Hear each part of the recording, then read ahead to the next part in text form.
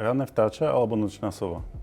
Ani jedno, ja spím 3 hodiny denne, takže asi je to nejaký mačkopes, ale ani sova, ani vtáča, proste nemám rád moc spánok, nebaví ma to pozerať do zavretých očí.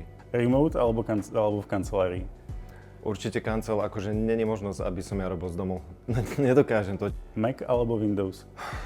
Poviem Mac, ale není dňa, čo by som na to nenadával, čiže za mňa je to Mac. Pivo alebo víno? A v zime víno, v lete pivo.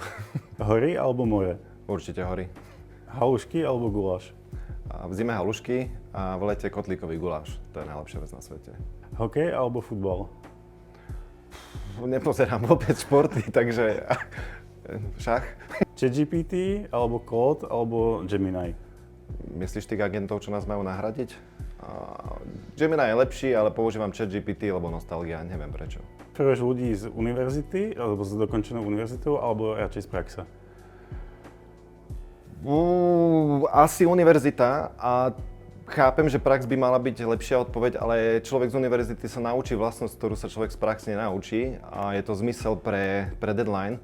Čiže raz, keď mi povedia, že mám spraviť skúšku do nejakého času, tak sa to musím naučiť, lebo som tú školu skončil. Čiže tí ľudia z univerzity majú už tento zmysel, ktorý sa stredoškoláci ťažko učia.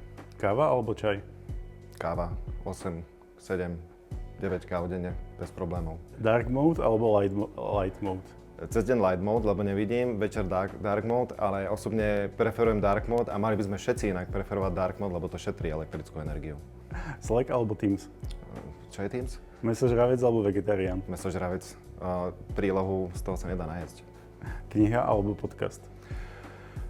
Denne počúvam 5-6 hodín podcastov, keďže málo spím, ale za mňa je kniha niečo, pričom si viacej oddychnem, čiže poviem kniha. Máš radšej pondelok alebo piatok? Piatok, lebo viem, že príde sobota a môžem v sobotu v kľude robiť práci sám.